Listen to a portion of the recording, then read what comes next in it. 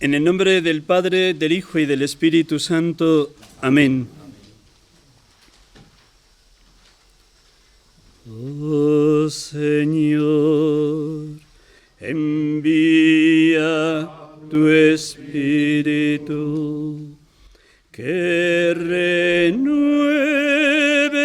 la faz de la tierra. De nuevo. Oh Señor, envía tu Espíritu, que renueve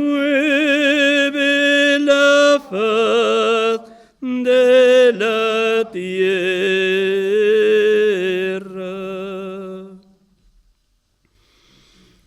Oh Señor, envía tu Espíritu, que renueve la faz de la tierra, que renueve esta archidiócesis de Valladolid a todo su presbiterio.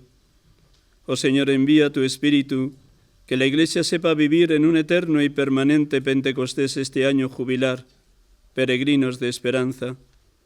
Oh Señor, envía tu Espíritu, que Él sea el maestro y el motor de nuestra oración a lo largo del día de hoy, en este día de retiro. Que la fuerza, la gracia, el empuje, el calor del Espíritu avive en nosotros el deseo de santidad sacerdotal, de apertura total a tu bendición divina, a la obra que tú quieres realizar en cada uno de nosotros. Haznos humildes y sencillos como nuestra Madre, la Virgen María, para que ella interceda por nosotros. Ella, la Inmaculada Concepción, la llena de gracia, la bendita entre las mujeres, nos acompaña en esta mañana. Juntos saludamos a María. Dios te salve, María, llena eres de gracia, el Señor es contigo.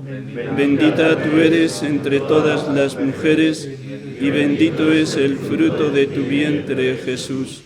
Santa María, Madre de Dios, ruega por nosotros pecadores, ahora y en la hora de nuestra muerte. Amén.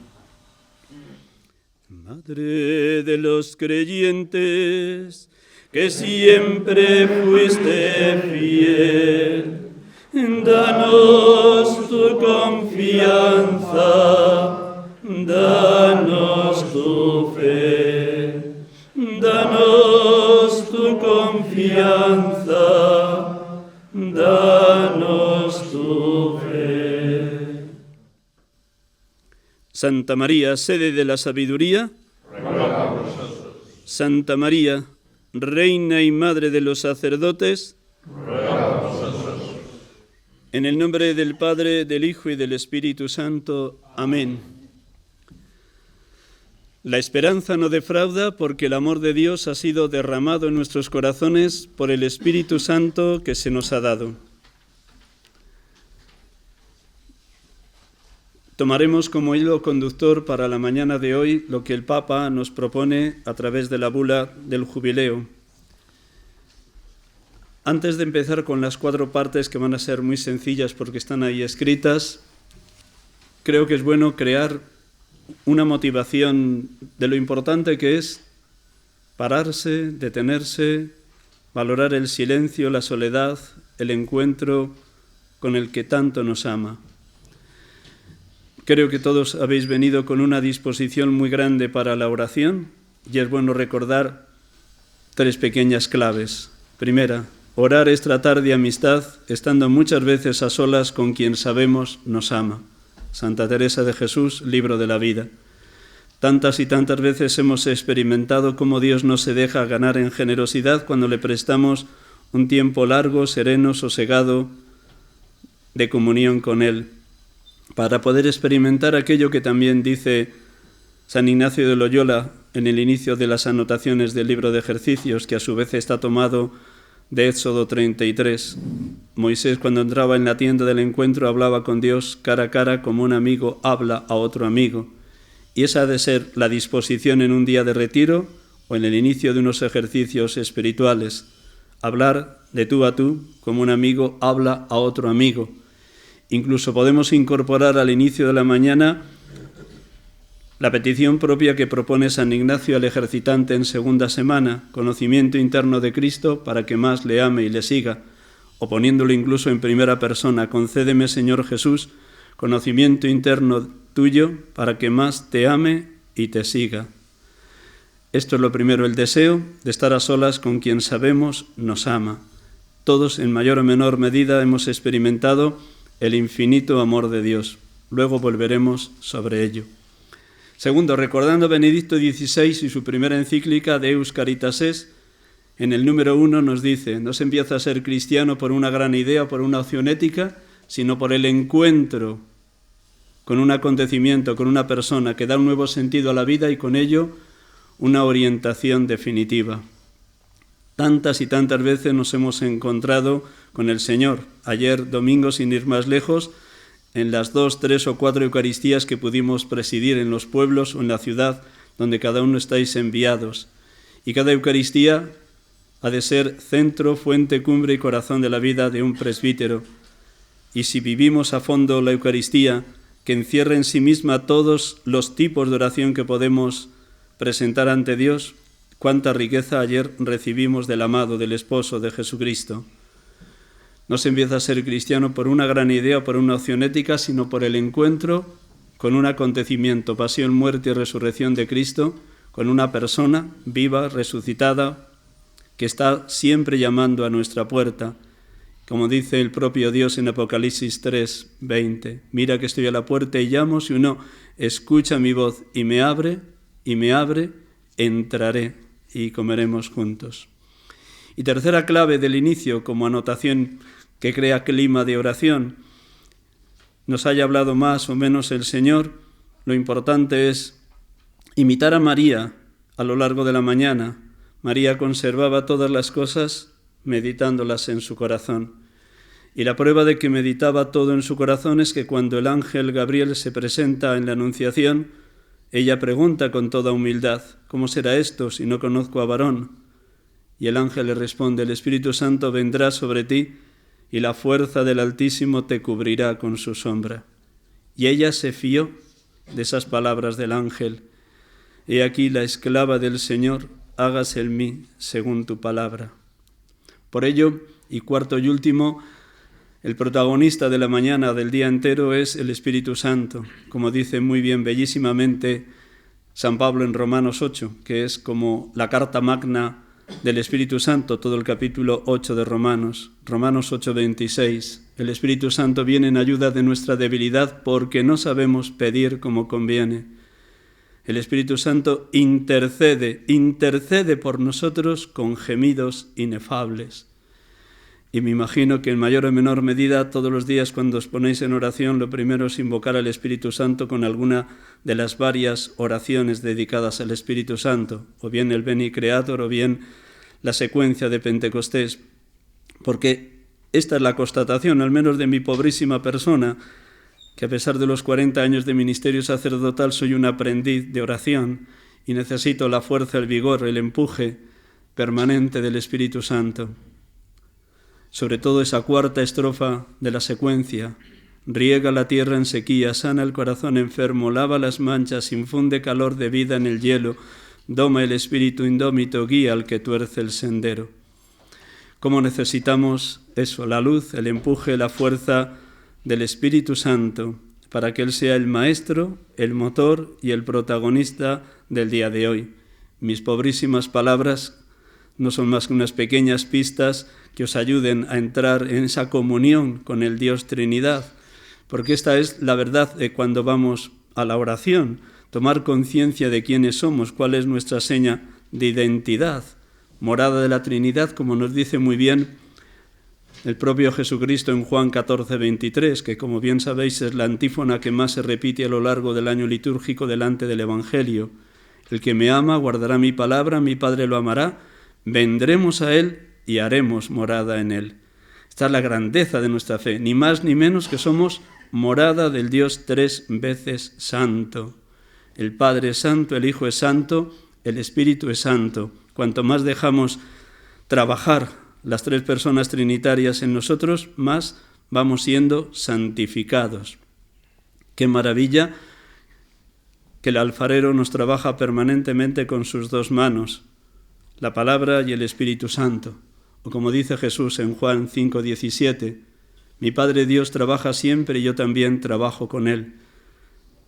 Celebrar a diario la Eucaristía, rezar con sosiego los salmos de la liturgia de las horas o pasar una hora delante del Santísimo son ese espacio, ese tiempo para que las dos manos del alfarero nos modelen, nos trabajen, nos vayan configurando con aquel que nos llamó al ministerio sacerdotal. Recibimos ya la semilla de esa ordenación para ser configurados con Jesucristo, cabeza y pastor de su pueblo. Pues el día de hoy le permitimos a Dios que nos trabaje con sus dos manos, la palabra y el Espíritu Santo. De ahí la necesidad imperiosa de invocarlo. Ven Espíritu Divino, manda tu luz desde el cielo, Padre amoroso del pobre, dona en tus dones espléndido, luz que penetras las almas, fuente del mayor consuelo. Y esto es lo que nos quiere regalar permanentemente el Espíritu Santo, el consuelo divino, para que a su vez nosotros seamos capaces de ser también instrumentos del consuelo de Dios para con los demás. El Papa Francisco en Dilectis nos dedica varios números a esto, cómo nos debemos dejar consolar para que a su vez seamos consoladores, como dice todo el inicio de la segunda carta a los Corintios, capítulo 1, del 3 al 7. Dejarnos consolar para a su vez ser nosotros instrumentos del consuelo de Dios para tantos que están desfallecidos, hundidos, para tantos que no se valoran o que están a punto incluso de suicidarse porque ya no aman la vida y parece que no merece la pena vivir. Ahí nos toca estar, como instrumentos del consuelo divino. Como diría también San Ignacio cuando propone al ejercitante cuarta semana, el oficio de Cristo resucitado es consolar. El día de hoy puede ser un día maravilloso para dejarnos consolar por el Consolador y a su vez nosotros, llenos del consuelo divino, llevar ese consuelo a los que nos rodean en las distintas encomiendas pastorales que tenemos entre manos. Pues desde ahí, desde estas pequeñas premisas, que creo que todos las ponéis en práctica cuando entráis en oración a diario, 4 propuestas muy sencillas y muy claras también al hilo de la bula. La esperanza no defrauda porque el amor de Dios ha sido derramado en nuestros corazones por el Espíritu Santo que se nos ha dado. Primera palabra sería una certeza. La segunda, los testigos. La tercera, motivos de desesperanza que debemos atajar. Y la cuarta, llamados a ser bienaventurados. La felicidad como propuesta que nos hace el Señor en el programa de vida de las bienaventuranzas en el inicio del Sermón de la Montaña, Mateo 5. Vamos con lo primero, la certeza. Y la certeza nos la da Dios a través del Papa Francisco este año y a su vez de San Pablo, con un texto que me ha llamado la atención, que en la bula aparece 2 veces, que es el final del capítulo 8 de la Carta a los Romanos. ¿Quién podrá separarnos del amor de Cristo? Las tribulaciones, las angustias, la persecución, el hambre, la desnudez, el peligro, la espada. Pero en todo esto obtenemos una amplia victoria, gracias a aquel que nos amó. Porque tengo la certeza que ni la muerte, ni la vida, ni los ángeles, ni los principados, ni lo presente, ni lo futuro, ni los poderes espirituales, ni lo alto, ni lo profundo, ni ninguna criatura alguna podrá separarnos jamás del amor de Dios manifestado en Cristo Jesús, Señor nuestro. Y nos podríamos preguntar, ¿quién me separa del amor de Dios en la hora presente, marzo 2025? ¿Qué situaciones personales, familiares, pastorales, parroquiales me pueden estar separando del amor de Dios? ¿Me dejo amar? ¿Me dejo penetrar por la fuerza del Espíritu? El amor de Dios ha sido derramado en nuestros corazones por el Espíritu Santo que se nos ha dado. De ahí que necesitemos una y otra vez invocar al Espíritu para esa experiencia, vivirla gozosísimamente. Si la necesidad más importante del ser humano es ser amado y poder amar, cuanto más nos dejemos amar por el Dios amor, cuanto más nos dejemos penetrar por la fuerza, el vigor, el empuje, la gracia, el calor, el fuego del Espíritu Santo, tanto más el amor vertebrará enteramente toda nuestra existencia. Y necesitamos de ese infinito amor de Dios, porque como dicen en esta tierra de Castilla, y repetía mucho San Manuel González, el obispo del Sagrario Abandonado, Nadie da lo que no tiene. Yo no puedo dar paz si no estoy lleno de paz. Yo no puedo dar alegría si no estoy lleno de alegría. Yo no puedo llevar consuelo si no estoy colmado del consuelo divino. Nadie da lo que no tiene. El encuentro diario con Jesucristo para abandonarnos en las manos del Padre por la fuerza del Espíritu ha de ser un dinamismo que propiciemos en los tiempos de oración, de liturgia de las horas, de meditación de la palabra, de encuentro con las personas que son también reflejo de la caridad de Cristo para con nosotros y en especial en la celebración de la Eucaristía como centro, fuente, cumbre y corazón de nuestro ministerio diario. Dejarse amar. Dejarse amar. Toda la vida consiste en esto, en dejarse amar por aquel que es el amor de los amores, Jesucristo, como luego les pondremos en el Santísimo durante la mañana antes de la Eucaristía. Qué maravilla que tenemos esta certeza, esta la roca firme donde asentar nuestra vida, la certeza de que somos infinitamente amados. Hemos meditado muchas veces el capítulo 4 de la primera carta de Juan. En esto consiste el amor, no en que nosotros hayamos amado a Dios, sino que Él nos amó y nos envió a su Hijo como víctima de propiciación por nuestros pecados. Hemos conocido el amor de Dios y hemos creído en Él. Dios es amor, y el que permanece en el amor permanece en Dios y Dios en Él. Esta es la roca firme donde asentar nuestra vida, o el ancla, como dice muy bien el Papa también tomando de la carta a los Hebreos, el ancla donde podemos asegurar que nuestra vida ministerial no es una zozobra permanente, ni un momento de tiniebla ni de oscuridad. Ciertamente nos tocará atravesar momentos que parece que todo se oscurece, pero también ahí tenemos esa certeza. Por eso asentamos nuestra certeza y nuestra esperanza en que Dios, que es amor, no va a dejar de amarnos ni un solo instante. En el número 3 de la bula lo dice muy claro el Papa. La esperanza nace del amor y se funda en el amor que brota del corazón de Jesús traspasado en la cruz. Porque si siendo enemigos fuimos reconciliados con Dios por la muerte de su Hijo, mucho más ahora que estamos reconciliados seremos salvados por su vida. Y su vida se manifiesta en nuestra vida de fe, que empieza en el bautismo, se desarrolla en la docilidad a la gracia de Dios y por tanto está animada por la esperanza, que se renueva siempre y se hace inquebrantable por la acción del Espíritu Santo. Luego, si la fe, la esperanza y el amor fueron las tres virtudes que Dios derramó en nosotros desde el bautismo, cuanto más vivamos ese tú a tú como un amigo habla a otro amigo, tanto más la esperanza será una esperanza firme, floreciente y radiante de lo que Dios nos ama a cada uno como sacerdotes. Y si quisiéramos todavía añadir más, podríamos traer 10, 12, 15 frases de la Sagrada Escritura, sobre todo del Evangelio, donde esta certeza de que somos amados se multiplica una y otra vez. Lo que toca es, cuando escuchamos a diario la palabra o la meditamos, poder decir también como nuestra Madre la Virgen María, hágase en mí según tu palabra, hágase en mí según tu palabra. En las 2 tandas últimas de ejercicios que he impartido a sacerdotes en distintas diócesis, yo he insistido mucho, y permitidme el atrevimiento, soy un pobrecito, pero el atrevimiento en esta mañana, aquellas palabras que le dijo el ángel a María: para Dios nada es imposible, para Dios nada es imposible. Si nos abrimos a la gracia, al amor divino, si nos abrimos de par en par a la acción del Espíritu Santo, si vivimos la Eucaristía como eterna novedad y fascinante encuentro con Jesucristo, para Dios nada es imposible a la hora de llevarnos a la santidad sacerdotal. ¿Cuántas veces hemos predicado alguna de estas palabras? El cielo y la tierra pasarán, mis palabras no pasarán. Yo estoy con vosotros todos los días hasta el fin del mundo. El poder del infierno no derrotará a la Iglesia. En el mundo tendréis luchas, pero tened valor, yo he vencido al mundo. Como el Padre me ha amado, así os he amado yo. Permaneced en mi amor. La piedra que desecharon los arquitectos es ahora la piedra angular. Es el Señor quien lo ha hecho. Ha sido un milagro patente. Hoy se cumple esta palabra que acabáis de oír, esta escritura que acabáis de oír.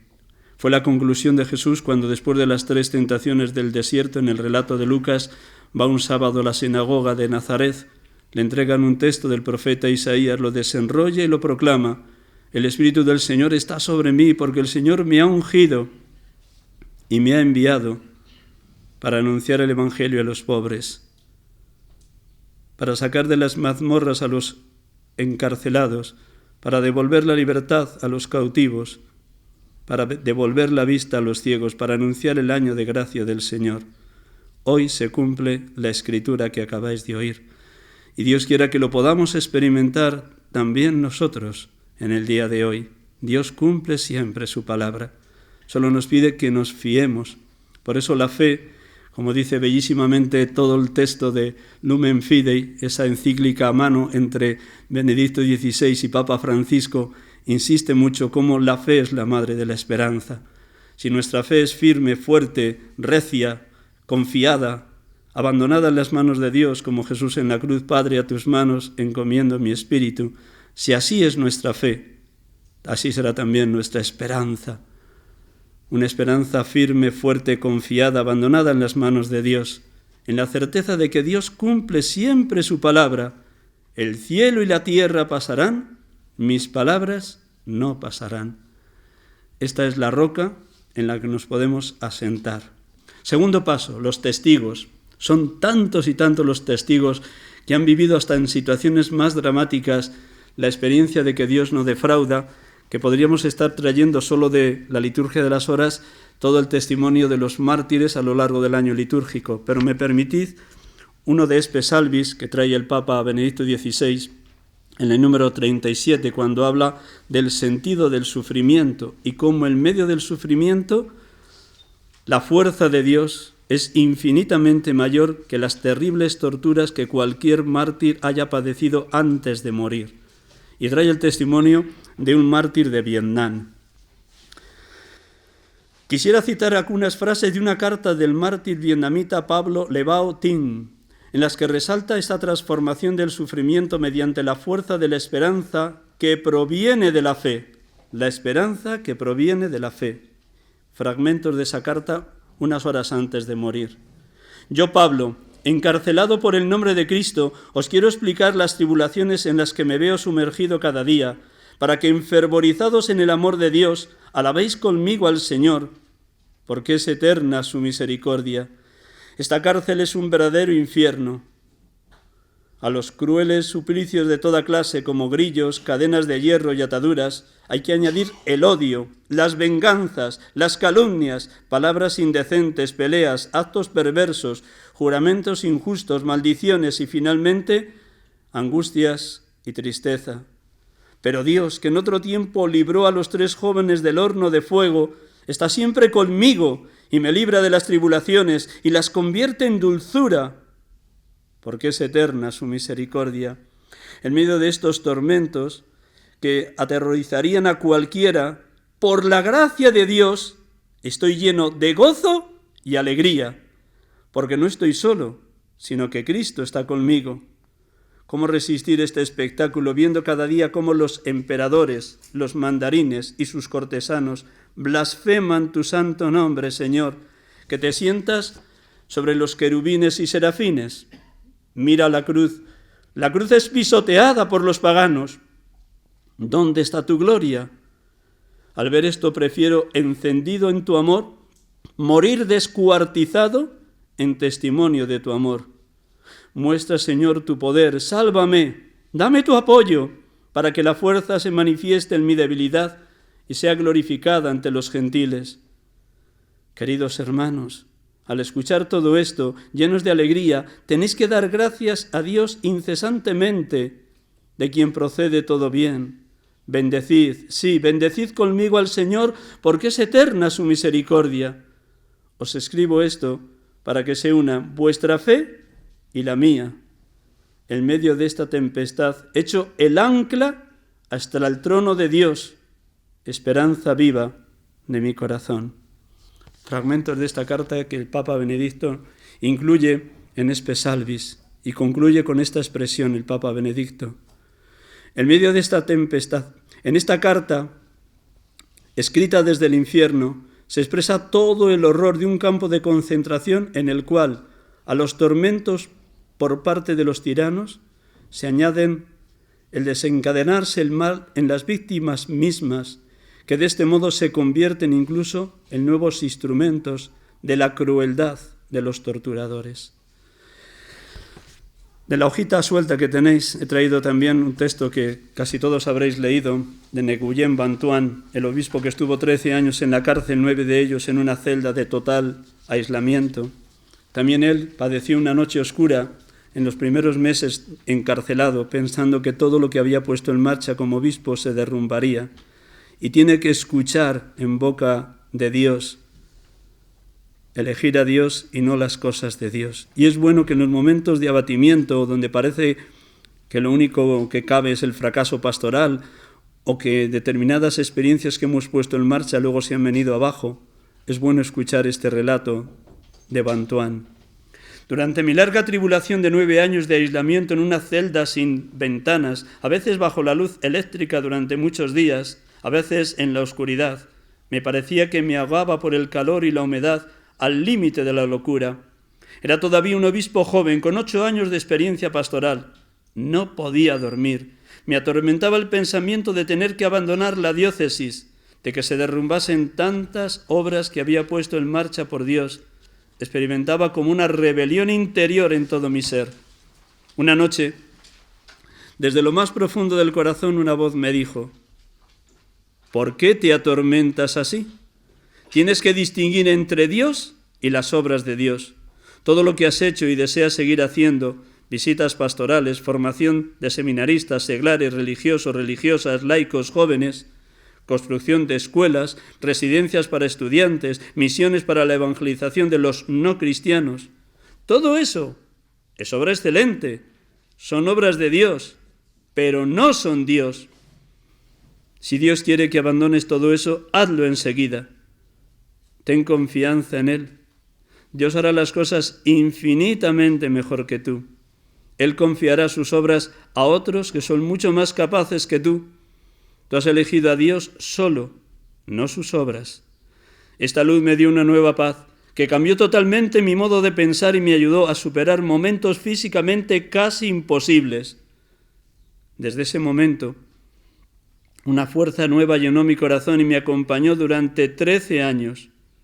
Sentía mi debilidad humana, renovaba esta elección ante las situaciones difíciles y la paz no me faltó nunca. Elegir a Dios y no las obras de Dios. Ese es el fundamento de la vida cristiana en todo tiempo y es a la vez la respuesta más auténtica al mundo de hoy. Es el camino para que se realicen los designios del Padre sobre nosotros, sobre la Iglesia, sobre la humanidad de nuestro tiempo. Elegir a Dios y no las obras de Dios.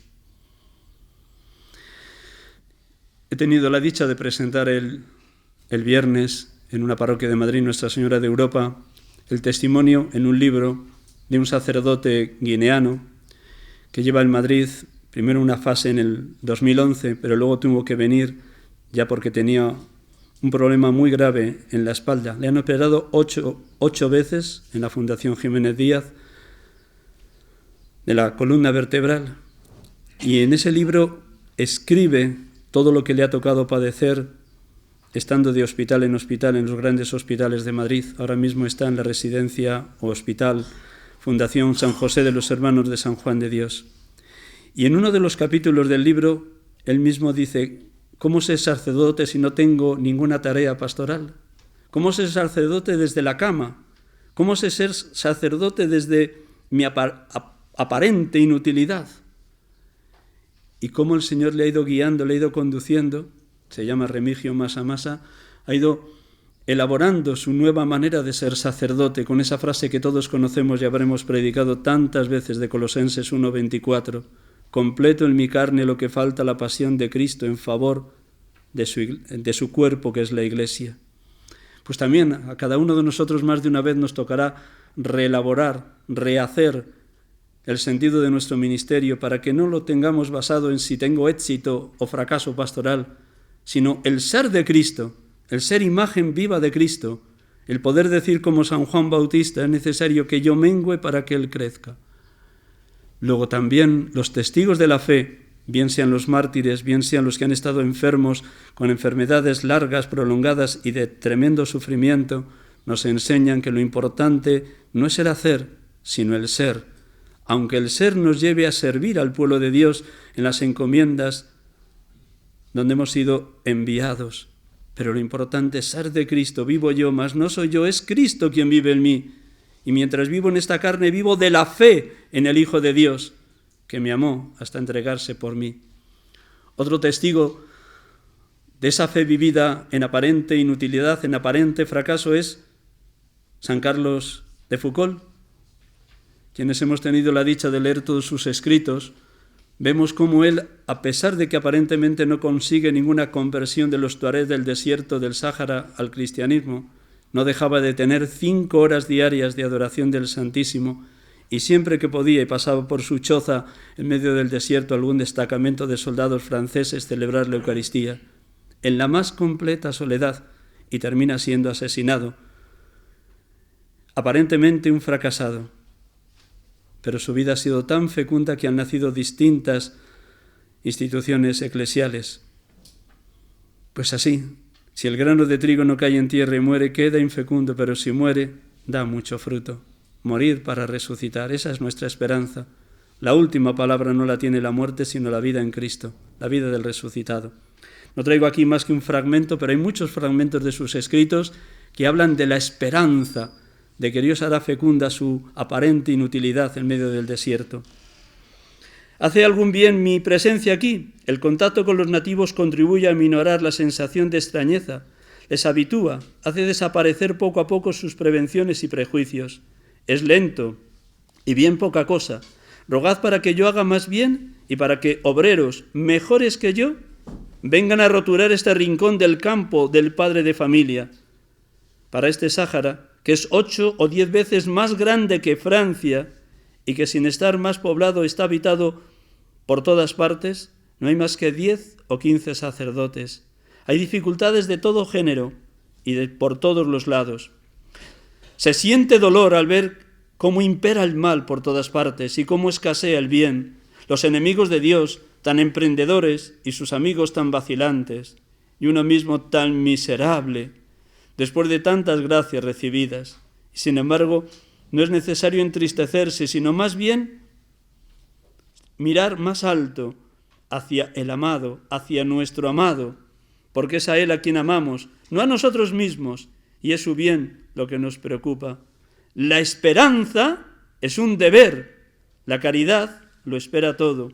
La esperanza no es sino la fe en la bondad de Dios. Él es bueno y todopoderoso. Es indudable que nos deja libres y que a menudo usamos nuestra libertad de manera lamentable. Ahora bien, aun cuando nos deje libres, sigue siendo el dueño y puede, si quiere, enviar una gracia tan poderosa que lo inunde todo y lo transforme todo. Ya ha hecho suficiente por nosotros, concediéndonos creer en su amor. Otro ejemplo que podríamos tener y que seguro que conocéis sobradamente es San Rafael Arnaiz.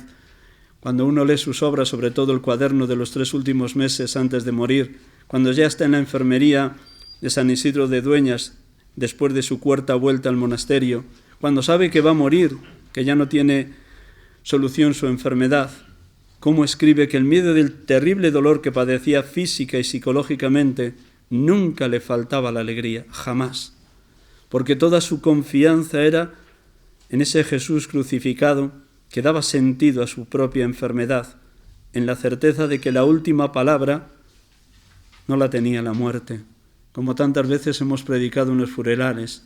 Ninguno de nosotros vive para sí mismo y ninguno muere para sí mismo. Si vivimos, vivimos para el Señor. Si morimos, morimos para el Señor. En la vida y en la muerte somos del Señor. Para esto murió y resucitó Cristo, para ser Señor de vivos y muertos.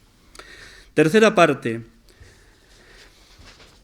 la desesperanza. Tenéis ahí un texto del año 2006 que lo voy a unir a palabras de don Luis, que está aquí presente, en el tema que nos ha entregado de la guía del peregrino del jubileo del año 2025, para que veáis que situaciones que ya los obispos españoles señalaban en ese año, hace 19 años, pues muchas de ellas siguen permaneciendo por desgracia vigentes en la cultura, en la sociedad, en la familia de hoy, en esta España. Para muchos cristianos la desesperanza es una verdadera tentación, una auténtica amenaza. Es cierto que hay muchas dificultades en la Iglesia y en el mundo. Es cierto que la Iglesia y los cristianos hemos perdido mucha influencia en la sociedad y tenemos que afrontar duras situaciones de empobrecimiento. Pero también es cierto que Dios nos ama irrevocablemente, que Jesús nos ha prometido su presencia y su asistencia hasta el final del mundo, que Dios en su providencia de los males saca bienes para sus hijos. La Iglesia y la salvación del mundo no son obra nuestra, sino empresa de Dios. Si el Señor no construye la casa, en vano se cansan los albañiles. Si el Señor no guarda la ciudad, en vano vigilan los centinelas. No es el momento de mirar atrás añorando tiempos aparente o realmente más fáciles o más fecundos. No hay fecundidad sin sufrimiento. No hay fecundidad sin sufrimiento. Si el grano de trigo no cae en tierra y muere, queda infecundo. Si muere, da mucho fruto. Dios nos llama a la humildad y a la confianza, seguros de que en nuestra debilidad actual se manifestará el poder de su gracia y de su misericordia. En su providencia misericordiosa de Dios, nuestro Padre, las dificultades contribuyen también al bien de sus hijos. Nos purifican, nos mueven al arrepentimiento y a la renovación espiritual. La cruz es el camino de la vida. A nosotros nos toca secundar con humildad y fortaleza los planes de Dios y saber apreciar las nuevas iniciativas que surgen en la Iglesia como fruto del Espíritu y motivo para la esperanza. La Iglesia no pone nunca su esperanza ni encuentra su apoyo en ninguna institución temporal, pues sería poner en duda el señorío de Jesucristo, único Señor. Pues bien, también don Luis, que está aquí presente, nos indica cómo en la situación actual de la España que vivimos hay, por un lado, situaciones a nivel internacional que a todos nos encogen el corazón, la guerra, la miseria, el consumismo. Pero también la sociedad de hoy nos vende sucedáneos de esperanza. La realización de uno mismo, el cultivo de la imagen, el cuidado del cuerpo, la formación marcada por la autorreferencialidad. También se quiere encontrar manantial de esperanza en una vuelta a la naturaleza, sin alma y sin historia. Lo religioso vivido como magia o como evasión también es buscado como fuente de esperanza débil, pero sobre todo en nuestra época muestra su desencanto en las posibilidades humanas y divinas de la esperanza, en un abandono confiado en la tecnología y en las máquinas, expresión de la ciencia como fuente de esperanza. Pues bien, creo que todos asumimos estas palabras de don Luis y muchas más que podríamos traer de cómo estamos en una cultura, en una sociedad que por un lado nos marca señales de desesperanza, pero también, como hemos escuchado en los obispos en el año 2006, pero podríamos acudir también a Evangelii Gaudium, o podríamos acudir también a Dilectis Nos. El Papa Francisco nos llama a ver brotes de esperanza en la Iglesia, pero siempre con esta certeza que Él camina a nuestro lado. Yo estoy con vosotros todos los días hasta el fin del mundo. Y es bueno que nos preguntemos, ¿me he dejado sumergir en la desesperanza, en la tristeza, en el desencanto, en la desilusión? ¿Qué momento estoy viviendo humano y espiritual? ¿De apagamiento, de abatimiento, de cansancio? ¿O en medio de las luchas que a todos nos toca librar cada día, sé escuchar aquello que dice Jesús? Venid a mí todos los que estáis cansados y agobiados, y yo os aliviaré, y yo os aliviaré. Cargad con mi yugo y aprended de mí, que soy manso y humilde de corazón, y encontraréis vuestro descanso. Porque mi yugo es llevadero y mi carga ligera. Palabras llenas de luz, de consuelo, de esperanza, de fortaleza. Venid a mí todos los que estáis cansados y agobiados, y yo os aliviaré. Y yo os aliviaré. Soy consciente que en muchas ocasiones, al menos lo que me toca recibir en dirección espiritual, tanto de sacerdotes, consagrados, consagradas, matrimonios, jóvenes, que a veces el sufrimiento por fracasos o por situaciones límite, a veces es difícil encontrar el consuelo necesario que necesita la persona que tienes delante. Pero lo que esperan de nosotros los presbíteros en la hora presente es que seamos hombres de Dios, hombres que irradiamos la alegría del Evangelio, que nos vean enamorados de Cristo a pesar de las situaciones difíciles que nos toca atravesar. Cuando te llega una muchacha con 17 años que se ha cortado las venas porque se quiere matar y te la traen los padres, ciertamente necesitará una ayuda psicológica y psiquiátrica, pero también necesita experimentar que hay un Dios que es infinitamente misericordioso. Y bien sabemos que uno de los dramas del momento actual es el elevado número de suicidios entre jóvenes, entre 16 y 30 años. ¿Qué está pasando en esta sociedad para que los jóvenes, en ese momento aparentemente más hermoso de crecimiento físico, psicológico, intelectual y tal vez incluso espiritual, si es que lo buscan, no encuentren sentido a la vida? Han probado de todo y todo les ha dejado insatisfechos. ¿Qué estamos ofreciendo? ¿Cómo tendemos la mano? ¿Cómo buscamos a los desesperados de hoy? ¿Qué paz y qué alegría irradiamos los presbíteros? Pues el Señor nos llama a ser instrumentos de su consuelo en la hora presente. Y cuarto y último, todo esto, y cogemos el texto del Catecismo de la Iglesia Católica, esos números que van del 1817 al 1821, me detengo nada más en dos y terminamos, que no quiero alargarme, que hay que rezar. La virtud de la esperanza corresponde al anhelo de felicidad puesto por Dios en el corazón de todo hombre. Asume las esperanzas que inspiran las actividades de los hombres, las purifica, las ordena al reino de los cielos, protege del desaliento, sostiene en todo desfallecimiento, dilata el corazón en la espera de la bienaventuranza eterna. El impulso de la esperanza preserva del egoísmo y conduce a la dicha de la caridad. Como dije al inicio, todos aquí presentes somos morada de la Trinidad. El Dios amor, el Dios Trinidad en quien creemos, vive, mora, habita en nuestra mente, en nuestro corazón, en nuestra alma. Y vive y habita Dios amándonos, bendiciéndonos, penetrándonos, santificándonos. Cuanto más nos negamos a nosotros mismos y cargamos con la cruz de cada día, cuanto más digamos como Juan Bautista es necesario que yo mengüe para que Él crezca, cuanto más hagamos nuestro el Magnificat porque ha mirado la humillación de su esclava, tanto más las dos manos del alfarero nos trabajarán. Dios ha puesto en el corazón humano el deseo de plenitud, de felicidad, de santidad. ¿Dónde estamos buscando esa felicidad que nos promete Dios? Las bienaventuranzas en nuestra vida sacerdotal son un sueño, una utopía, algo inalcanzable, solo una bella predicación, o es algo que estamos experimentando en el día a día. ¿Somos dichosos? ¿Somos felices? ¿Somos bienaventurados? El capítulo 3 de Gaudete et Sultate, esa exhortación preciosa sobre la santidad en el mundo de hoy, con qué detalle va explicando el Papa Francisco las 9 bienaventuranzas de Mateo 5. Y él dice con toda claridad y con toda evidencia que el camino de la santidad es dejarse impregnar de la sabiduría y de la ciencia de las bienaventuranzas, porque esta es la paradoja de nuestra fe.